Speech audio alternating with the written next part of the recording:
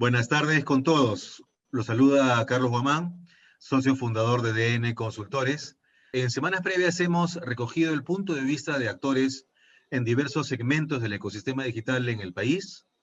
En esta oportunidad vamos a expandir nuestra mirada para conocer un poco más sobre la región de la cual nuestro país forma parte, es decir, América Latina, para lo cual tenemos el agrado de recibir con nosotros hoy a Mauricio Agudelo, coordinador de la Agenda Digital en la Corporación Andina de Fomento, la CAF. Buenas tardes, Mauricio. Bienvenido a Monitor Digital. Buenas tardes, Carlos, y realmente un placer estar acompañándolos acá esta tarde, noche, y bueno, compartir nuestra visión como banca de desarrollo sobre esos desafíos de la transformación digital de América Latina. Gracias por el espacio y encantado de estar aquí contigo y tu público. Gracias a ti, Mauricio. Muy bien, vamos por supuesto a revisar toda esta experiencia de la contribución de la CAF en el desarrollo de los servicios digitales en la región, pero antes vale la pena que repasemos un poco la historia de la CAF y el vínculo que tiene con el ecosistema digital. Sobre todo, aprovechando que en este año precisamente está cumpliendo 50 años desde su fundación, la Corporación Andina de Fomento, de manera que muy concretamente te preguntaría, ¿cómo podríamos resumir estos 50 años de la CAF, por un lado, y por otro, cómo es que entendemos en la última década se ha conectado cercanamente al ámbito del ecosistema digital? Sí, gracias, Carlos. Bueno, como tú lo mencionas, estamos cumpliendo 50 años, una banca de desarrollo que nace como Corporación Andina de Fomento, proveyendo asistencia, financiamiento en su momento a los países andinos. Por allá, por la década de los 90, expande su acción a otros países de la región, ¿cierto? De América Latina, mirando mucho, por ejemplo, el sur, Brasil, las oportunidades principalmente que veíamos o se veían en ese momento de financiar la infraestructura, ¿no? Una infraestructura que en su momento era el soporte y era el brazo, obviamente, de desarrollo de muchos de los países y donde no había, digamos, vehículos de financiamiento. De manera pues que, como mucha gente lo dice, en el ADN de la CAF está la infraestructura, ¿cierto? Y también hay que decirlo, en las últimas décadas una presencia importante también en otros sectores del desarrollo sostenible, ¿no?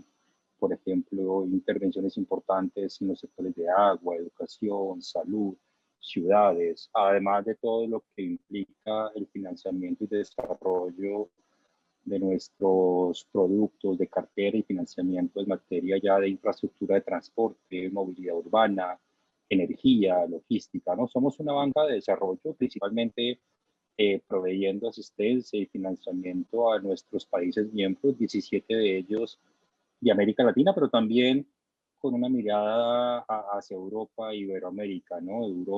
España, Portugal son también países miembros de CAF y importante esa mención que haces al ecosistema digital, ¿no? Una área que venimos desarrollando de manera integral en la CAF en los últimos 8 o 10 años, ¿no? Se entendió desde ese momento la importancia de la transformación digital de nuestros países.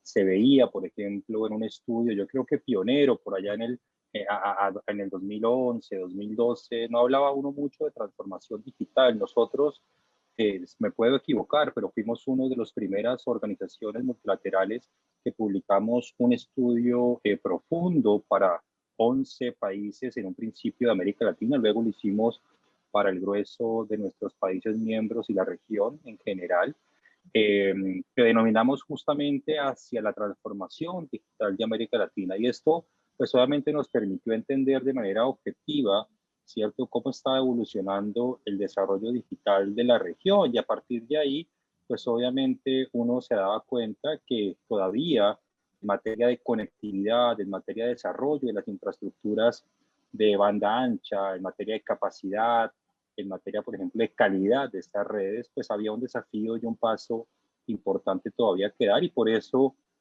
nuestra agenda, aunque con esa mirada integral, con esa mirada de transformación, ¿cierto? De cómo el proceso de adopción de tecnologías de información y de comunicaciones a nivel de los hogares, de los gobiernos y de las empresas generaban palancas de cambios, ¿cierto? De desarrollo y también de integración, pues dimos una mirada importante a lo que fue obviamente la conectividad, pero que a lo largo del tiempo siempre, digamos, con ese norte de transformación, pues fuimos evolucionando, empezamos a incursionar ya, por ejemplo, en apoyos integrales a lo que llamábamos en su momento planes de inclusión y de convergencia digital, que no era otra cosa que ese apoyo básicamente a las políticas públicas de los países y los gobiernos de América Latina en el ámbito digital.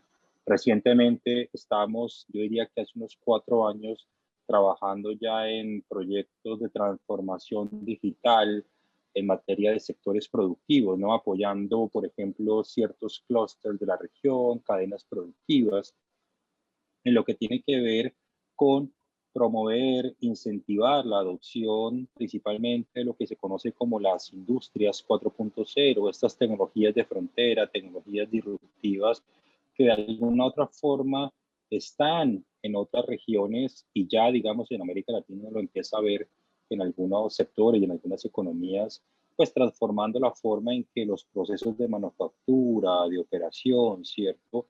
La forma como las cadenas de valor, las cadenas de producción se integran en materia de abastecimiento, en materia de distribución.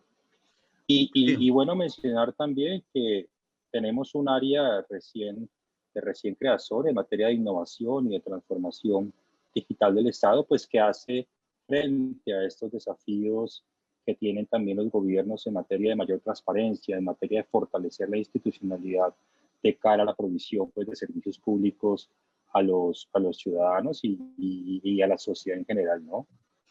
Vamos a tocar cada uno de los puntos que nos has adelantado conforme avancemos en los siguientes minutos, pero justamente a propósito de la última parte de tu comentario anterior, el desafío digital en América Latina, como bien sabemos, puede ser abordado desde diversos ángulos. En esta década que lleva la CAF, muy cercanamente la evolución del ecosistema digital, sientes que la conectividad sigue siendo el principal desafío o es que ya vamos acercándonos para estar preparados para ese gran salto, como tú mencionabas, a las industrias 4.0? De manera muy sucinta, ¿tú cómo sientes el desafío digital en América Latina, latinoamericano? ¿Ha evolucionado bastante, poco? ¿Cómo pondrías tú un termómetro en ese aspecto?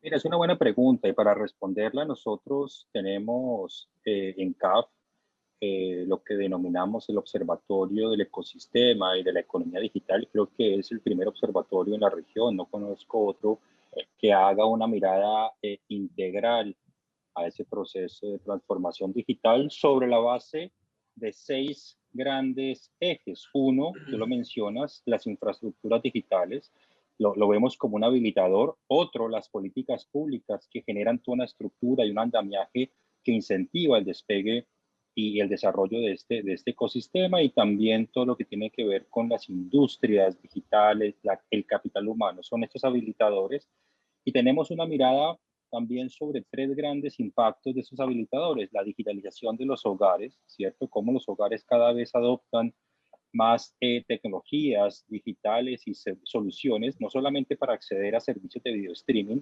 sino también, por ejemplo, para acceder a servicios, llamémoslos productivos o de valor agregado sobre plataformas, por ejemplo, como el comercio electrónico, la banca electrónica, en fin, también la digitalización de los hogares y la transformación digital de los estados. Si uno suma e integra esos 6 grandes componentes del ecosistema digital, pues lo que vemos desde el 2004 hasta el 2019 es que claramente América Latina en promedio ha avanzado en su desarrollo digital. Ha avanzado, hay que decirlo, de forma moderada. Uno no ve un crecimiento acelerado uno no ve que, por ejemplo, cuando uno compara ese desarrollo digital en una escala, por ejemplo, de 0 a 100 y lo compara con economías de digitalización avanzada, como puede ser, por ejemplo, aquellas que están en la OECD, pues la brecha no se cierra como a uno le gustaría, ¿no? Pero claramente esto es el promedio y el promedio esconde, digamos, diferencias en los componentes. Por ejemplo, uno sí ve en el ecosistema digital una apuesta importante de los gobiernos por desarrollar las políticas públicas en el ámbito digital, por desarrollar políticas de universalización, de masificación de Internet, por desarrollar políticas que empiezan en algunos países a mirar más hacia el ámbito de lo que es la economía digital. Entonces, eso también, por ejemplo, se traduce en crecimientos importantes, ¿cierto? En lo que es la digitalización de los hogares. Por ejemplo, lo que uno encuentra ahora en América Latina es que cerca del 50% de los hogares tienen una conexión de acceso a Internet fijo, pero si tú vas hacia el 2004, pues eso no superaba el 10%, ¿cierto? Lo mismo pasa con la población que usa Internet. En América Latina actualmente estamos llegando a niveles del 70% de población, es decir, 7 de cada 10 latinoamericanos hacen uso de Internet, con lo cual, obviamente, uno ve crecimientos. Ahora, eso no deja de lado lo mismo la transformación digital del Estado, es decir, todo lo que implica el desarrollo del gobierno digital, lo que implica, por ejemplo, la adopción de plataformas digitales para provisión de servicios digitales a la población, el gobierno, lo que en su momento se llamaba el gobierno electrónico, ahora se llama un poco más como el gobierno digital, todo lo que implica, por ejemplo, las políticas recientes de apertura de datos y de menor burocracia. ¿Dónde creemos que no se ha avanzado tanto y que está frenando el desarrollo digital en la región? Un poco las infraestructuras, la inversión en infraestructuras todavía, aunque se hace inversión importante en la región, sí creemos que si uno, digamos, se pone una aspiración y dice, bueno, invirtamos lo que invierte la OECD, pues deberíamos estar invirtiendo cerca de 60.000 millones de dólares anuales en redes de comunicaciones de banda ancha, por ejemplo, fibra óptica, aumentar la capacidad de las redes de transporte, aumentar un poco la forma como nos conectamos con el resto del mundo, mejorar todo lo que implica las expansiones en cobertura de 4G hacia entornos urbanos y rurales que no están conectados. Entonces, el otro gran desafío tiene que ver con la economía digital, y tú lo mencionabas, ¿cierto? Si uno mira y se pregunta, bueno, ¿qué es la economía digital? Y la descompone en tres ámbitos. Uno es la digitalización de los ecosistemas productivos o de la producción. Lo otro es el desarrollo de innovación en el espacio digital, las industrias digitales, aplicaciones que generen demandas sobre el ecosistema para la población de América Latina, las industrias, por ejemplo, de 4.0, ecosistemas GovTech, FinTech, todo lo que ahora es el agrotech, todas las industrias basadas en la tecnología de cuarta revolución. Y lo otro es el peso que esta economía digital puede empezar a representar sobre el Producto Interno Bruto o lo que produce un país en general. Ahí hay un desafío importante. El otro tiene que ver con el capital humano y la formación, la fuerza de trabajo vinculada a la industria digital. Y si uno, por ejemplo, en América Latina toma de cada 1.000 individuos, apenas 5 más o menos de ellos son trabajos intensivos en tecnologías de información y de comunicaciones, algo que puede estar todavía alejado de lo que es países de la OECD, donde lo que vemos es, por ejemplo, relaciones que ya superan y se acercan a 20 por cada 1.000. Entonces, para resumir, un desarrollo digital moderado, ¿cierto? Avanza de forma importante en el desarrollo de políticas, agendas digitales, digitalización de los hogares, lo que es la demanda de Internet, masificación del Internet, desafíos importantes en infraestructuras digitales de alta capacidad, de alta velocidad, economía digital y capital humano. Creo que esos temas son críticos para el desarrollo digital de América Latina en general, ¿no? De acuerdo, Mauricio. Ahora bien, si pasamos a la forma más precisa en que la CAF contribuye con que estos desafíos puedan progresivamente ser atendidos, conocemos que la CAF colabora principalmente con gobiernos y aunque también con el ámbito privado, sea mediante fuentes de financiamiento o mediante cooperación técnica. Abordemos primero, para dejar un espacio después, a más detalle en el segundo punto, abordemos financiamiento. Entendemos ahí, y la pregunta es, esto puede tomar la forma de deuda, puede tomar la forma de capital, de pronto modalidades alternativas de financiamiento. ¿Cómo es que funciona la colaboración de la CAF como fuente de acceso, con medio de acceso a financiamiento?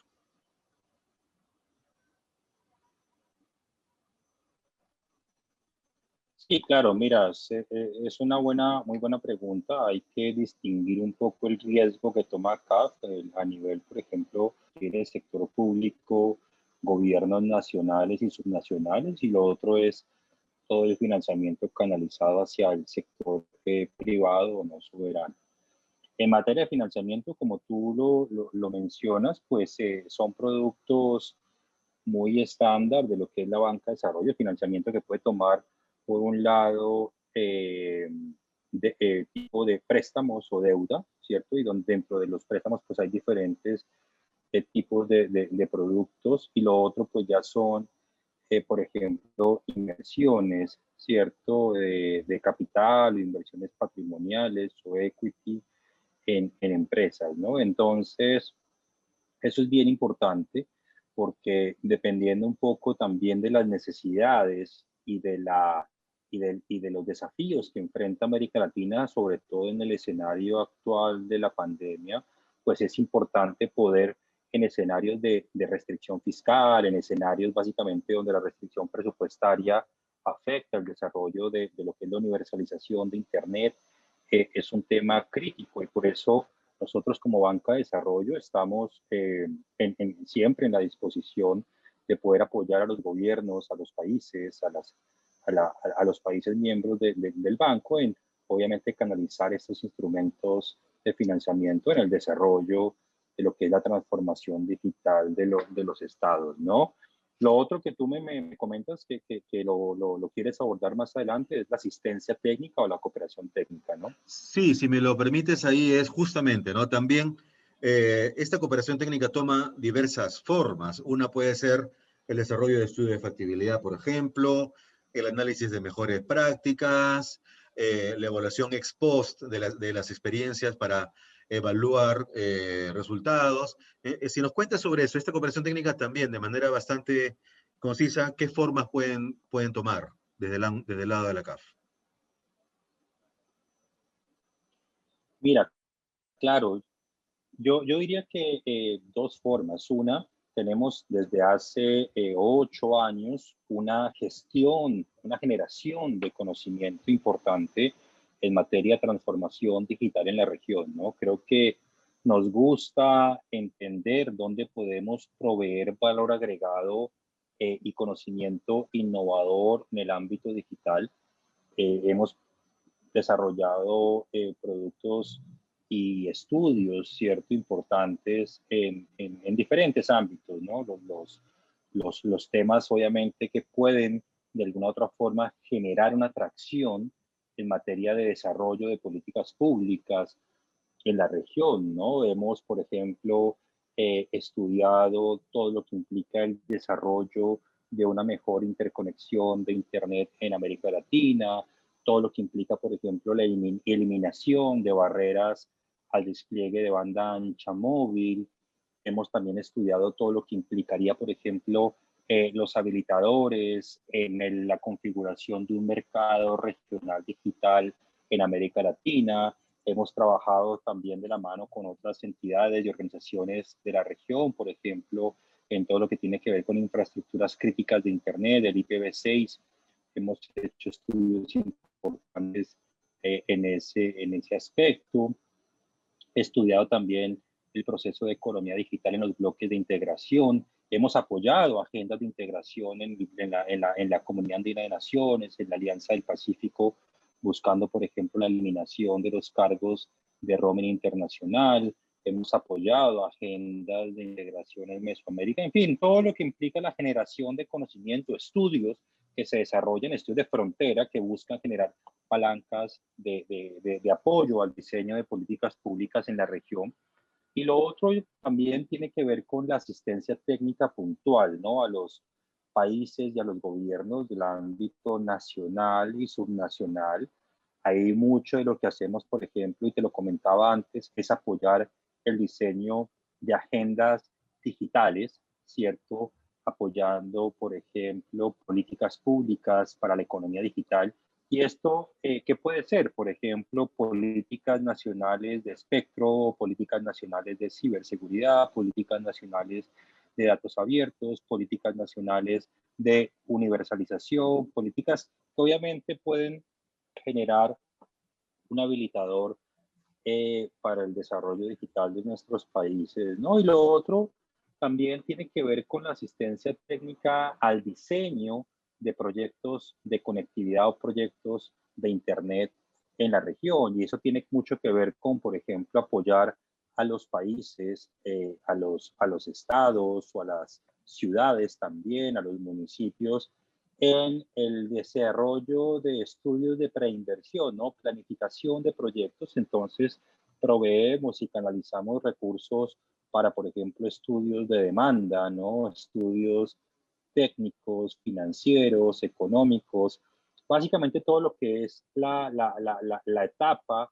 de diseño e implementación de un proyecto desde su concepción inicial, el desarrollo de un perfil, el diseño ya de un estudio de prefactibilidad, de preinversión o de factibilidad, ¿no? Entonces, eso es fundamentalmente nuestro campo de acción en asistencia técnica y es donde más demanda en este momento, si se quiere, en el ámbito digital tenemos, ¿no? De acuerdo. El portafolio de proyectos y de casos de éxito de la CAF claramente es bastante conocido, bastante nutrido, de manera que la pregunta que te voy a hacer a continuación seguramente no va a ser sencilla, pero si tuvieras que elegir uno, dos proyectos que en estos años consideras que han tenido un especial impacto en la región o en el país donde ocurrió la implementación de algún proyecto, ¿cuáles casos te animarías a comentarnos? Un par, si se puede. Yo sé que, insisto, no es sencillo elegir, pero si tuviéramos que, en aras de la síntesis, apelar a tu capacidad de resumen. Mira, pero a ver, bueno, dejando despacio después para comentarte el proyecto que estamos implementando en Perú, Internet para Todos, yo te contaría dos proyectos, quizás uno de financiamiento y otro de cooperación o de asistencia técnica. En financiamiento, como tú lo mencionas, pues tenemos bastante, tenemos una cartera importante digamos, relativamente en lo que es el apoyo a infraestructuras digitales.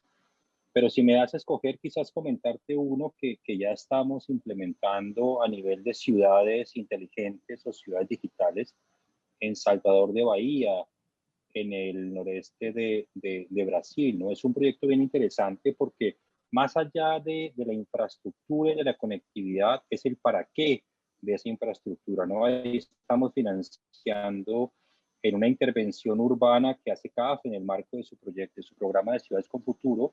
Estamos dentro de lo que es la agenda digital de CAF, financiando cerca de 13 millones de dólares para el desarrollo de un esquema de digitalización de la ciudad que tiene tres ámbitos. Por un lado, conectividad a escuelas, a hospitales y a entidades del municipio, de la prefectura, como se llama en Brasil. Por otro lado, tenemos todo el desarrollo y el apoyo de un plan director de tecnología, que es esta carta de navegación que está ya, digamos, diseñando y busca implementar, por ejemplo, una nube pública, una nube para alojar todos los datos de la administración municipal y también en el uso de esa infraestructura, pues todo lo que implica un centro integrado de operaciones de la ciudad, es decir, lo que ellos llaman un centro o un salvador inteligente, un cerebro de la ciudad, que permite obviamente que el prefecto entienda muy rápidamente qué está pasando en su ciudad, controla no solamente es, por ejemplo, elementos asociados a semaforización, movilidad urbana, tránsito, sino también ante cualquier emergencia en la ciudad, pues puede, digamos, entender muy rápidamente cómo responder rápidamente y de forma, entre comillas, inteligente. Inteligente lo digo porque es un uso pues, más inteligente de los recursos pues, derivados de esta tecnología, ¿no? Eso, digamos, yo diría que es un proyecto interesante en financiamiento y eso tenemos muchos en ciudades también que estamos impulsando. Y otro que a mí me gusta en materia de cooperación técnica porque también hace uso no solamente de la tecnología y es un proyecto más de cooperación y de asistencia técnica al gobierno justamente del Perú también. Yo sé que tú me has pedido una visión regional, pero bueno, quizás te voy a contar dos proyectos ahora en el Perú. Es un proyecto de transformación digital para la cadena agroexportadora y logística asociado al clúster agroindustrial en el Valle de Ica, ¿no?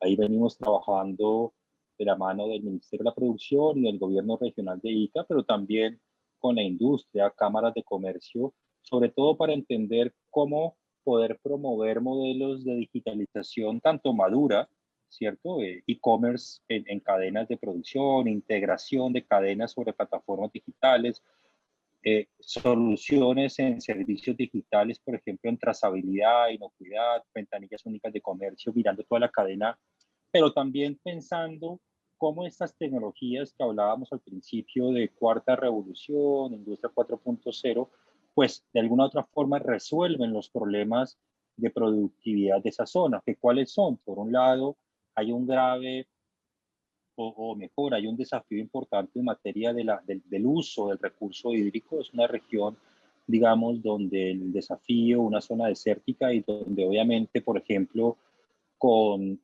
sensores de IoT, pues uno puede mejorar el control de la humedad y los sistemas de riego, ¿no? Por otro lado, hay también problemas de integración de la cadena en lo que es el acopio, el cultivo, el acopio, el almacenamiento, el transporte, digamos, la trazabilidad de esa carga. Muchos de los productos requieren cadena de frío, otros requieren, por ejemplo, transporte, son productos muy frescos desde que para que lleguen a sus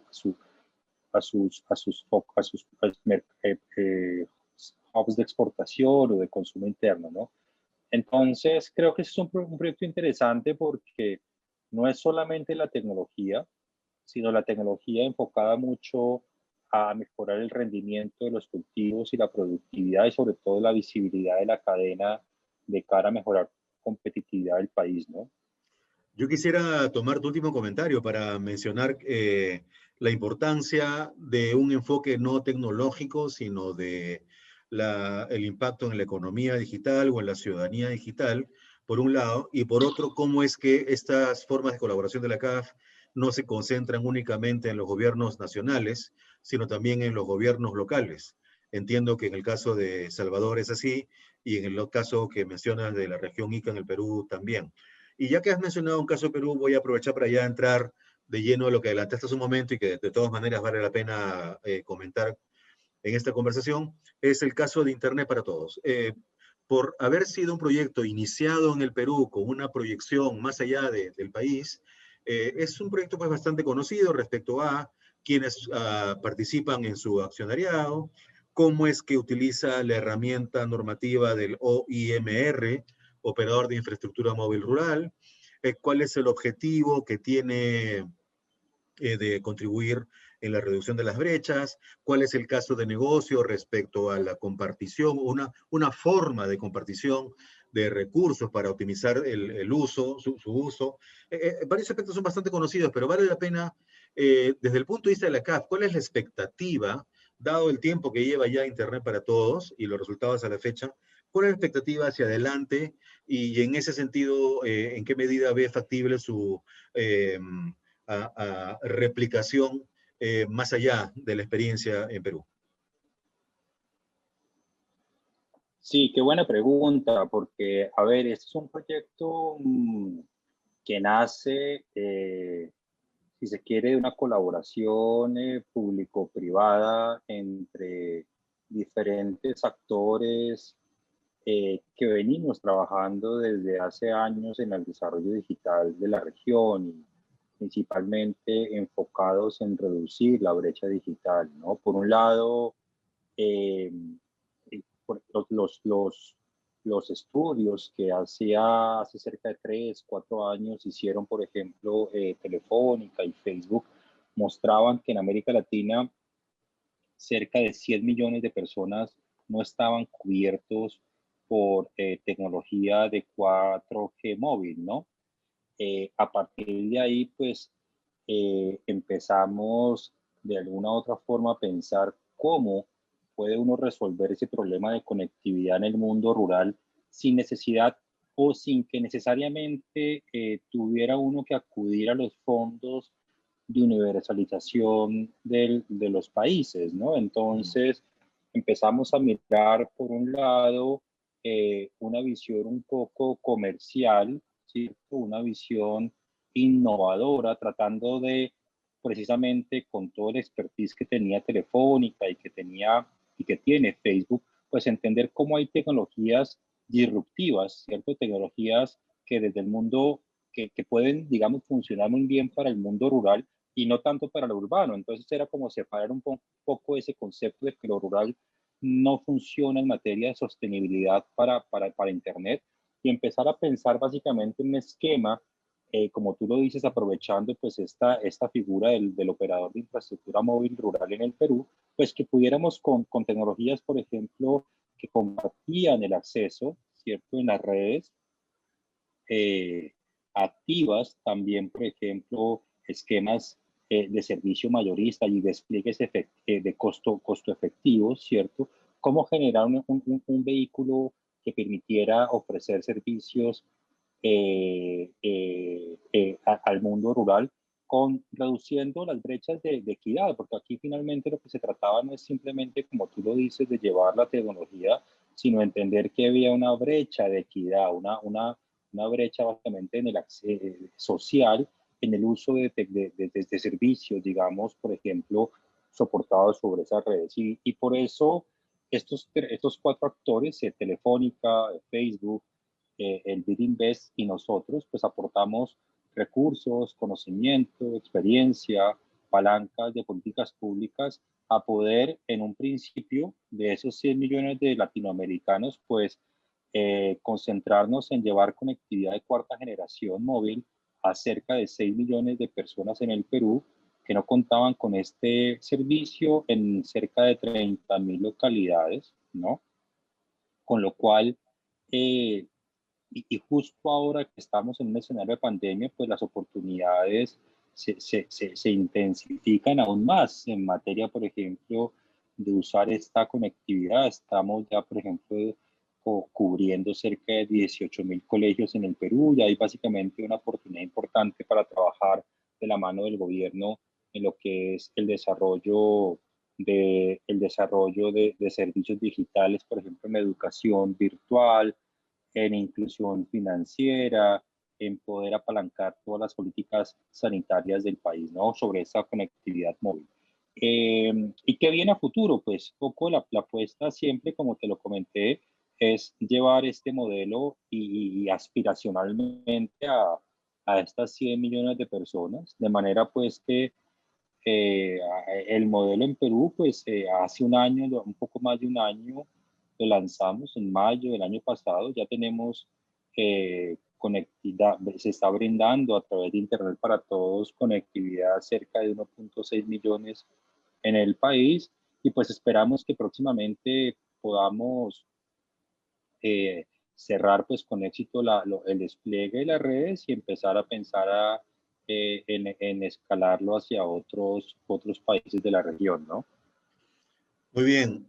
Qué importante que menciones un concepto que es medular al modelo, ¿no? En el sentido de cómo, con el paso del tiempo y ante el sentido de urgencia para atender el enorme desafío de la brecha de conectividad, surge un modelo desde el ámbito privado eh, como alternativa respecto a los modelos tradicionales basados en fondos de acceso universal, cuyo impacto, como bien sabemos, no se ajustan en el momento actual a la agilidad que este sentido de urgencia requiere. Mauricio, se nos agota el tiempo, pero no quisiera dejar de tocar un tema que ustedes conocen muy bien en la CAF y que en el Perú en los últimos años ha estado bastante presente, lastimosamente no con los resultados que todos esperábamos cuando fue concebido, que es la Red Dorsal Nacional de Fibra Óptica.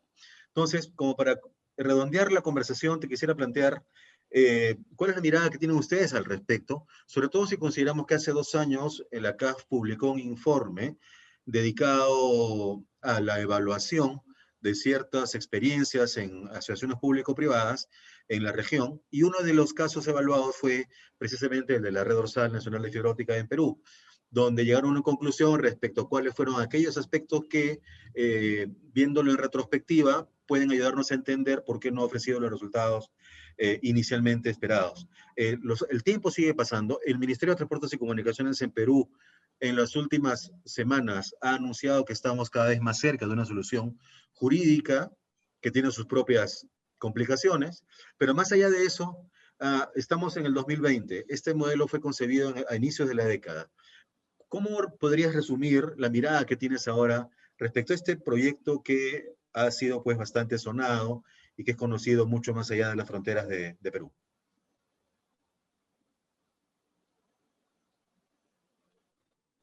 Sí, mira, una pregunta bien interesante porque tratar de resumir un modelo, como tú lo dices, que se concibe hace 10 años y su desarrollo no es fácil. Yo lo que diría, a mí me gustaba cuando estudié economía mucho una clase que era historia económica, ¿no? Y hablaban de la historiografía y que uno pues obviamente no puede juzgar las decisiones que se toman en cierto momento sin entender justamente la coyuntura y toda una serie de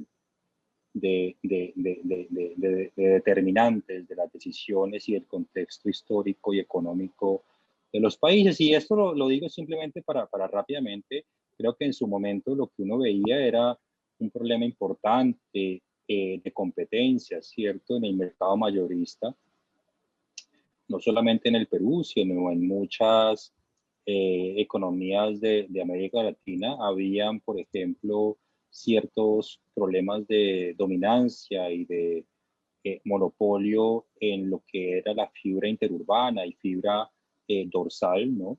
Creo que la respuesta en el Perú siguió mucho de lo que se hizo en otros países, con diferentes enfoques o modelos. Un poco la idea era promover competencia en un enfoque muy de mercado, muy de, cierto, de promover incentivos económicos a la reducción de los precios.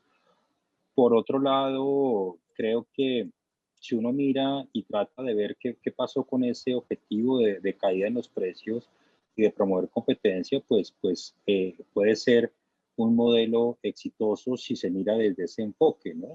Creo que los precios de los mercados de transporte en el Perú han caído de forma importante y eso obviamente lo que implica es una mejor estructura de precios, sobre todo de cara a lo que es la asequibilidad de planes de banda ancha. Ahora,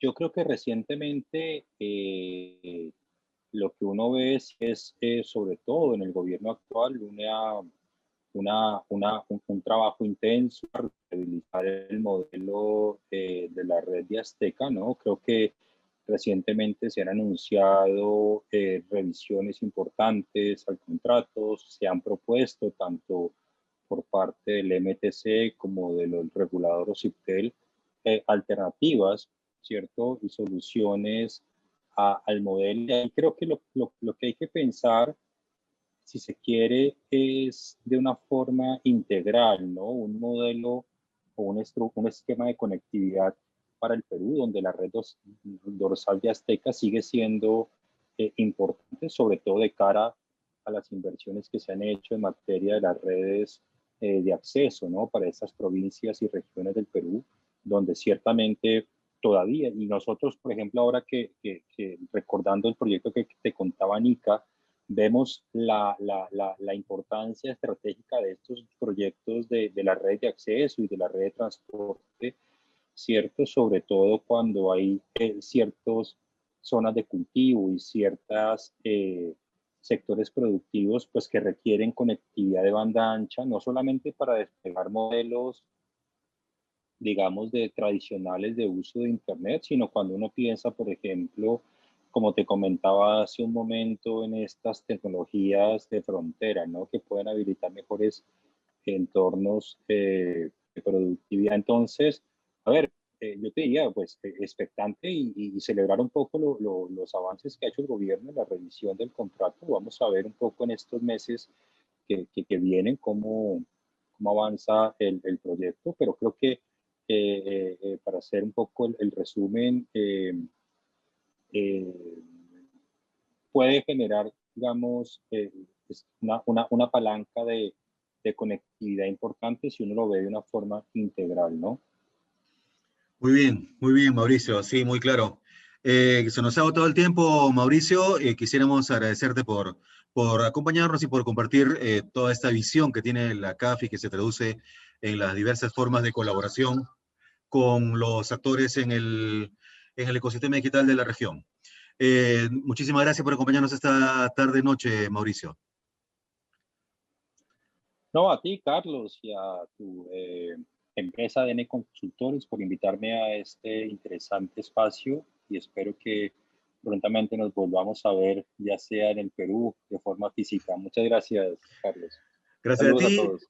Gracias. Quisiéramos también agradecer a todos quienes nos han acompañado y esperamos que les haya resultado provechoso conocer un poco más sobre la visión digital de Mauricio y de la Corporación Andina de Fomento. Sin más, una vez más les agradecemos y nos encontramos en una próxima oportunidad. Hasta pronto.